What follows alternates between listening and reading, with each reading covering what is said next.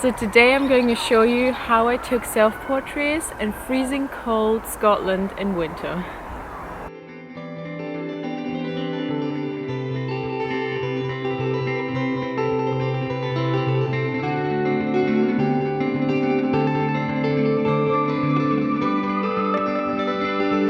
It was a really lovely sunny day and we went out for a walk with the dog, and it was just so beautiful light and the scenery was amazing that I had to take self-portraits.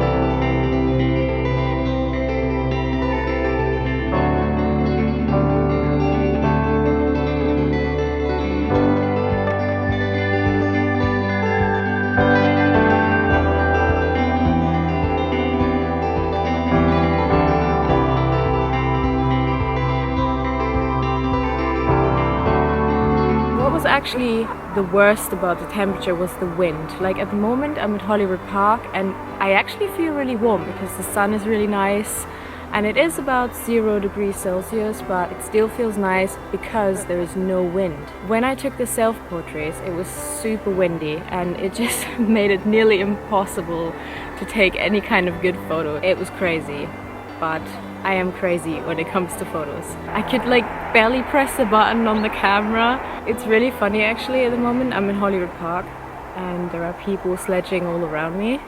So when you hear someone screaming, you know that they're having a lot of fun. This winter has just been amazing here in Scotland. And it's so nice to see how everyone, especially here in the city in Edinburgh, is just getting out and using plastic bags as sledges, using their skiers again, snowboarding in the park.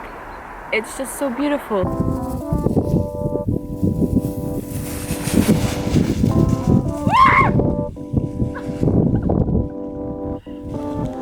What I wanted to do first is there was these trees covered in snow and the branches were kind of going like in a round shape. My idea was to kind of sit in the middle, but the problem is I only had the camera with the, what is it called?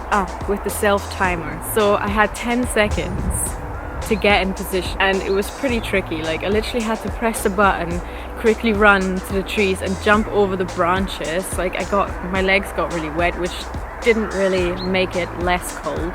And then I had to quickly pose, and then to be honest I didn't really get what I wanted there. So I just kind of abandoned that because I knew I didn't have that much time to do an actual photo shoot because it was really cold. I really also obviously have to look after myself and I can't just stay out in the cold for too long.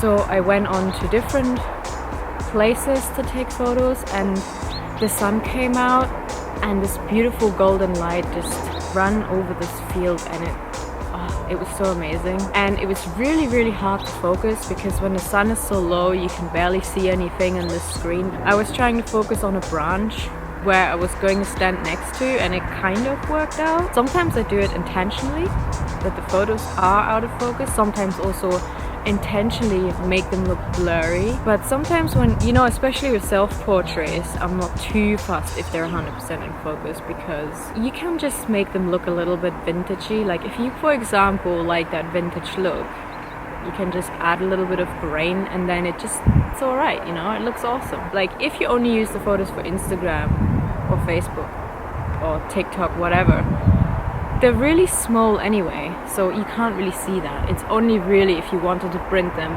really large or if you want to view them on a big screen, then it really is visible when they're not 100% of focus. So when I use my husband's camera, which has a flip-up screen, which is the camera I'm filming with at the moment, it's actually a crop sensor camera and it's from Sony, so it's not a professional camera, but I really love the photos it takes and the videos it takes. I love it. Anyway, my Nikon does not have a flip-up screen. yeah, you can take self-portraits without a flip-up screen, no problem at all, just takes a little bit longer. What I find the easiest with a camera that has a flip-up screen is to take just really headshots, especially with the focusing problem. I can get really close to the camera, especially if you have a lens that allows that, and you can see the crop really well. You can literally like move the lens around and you can see if it's in focus straight away or not. Then I can really get creative, because all of these technical problems that are usually there aren't really present.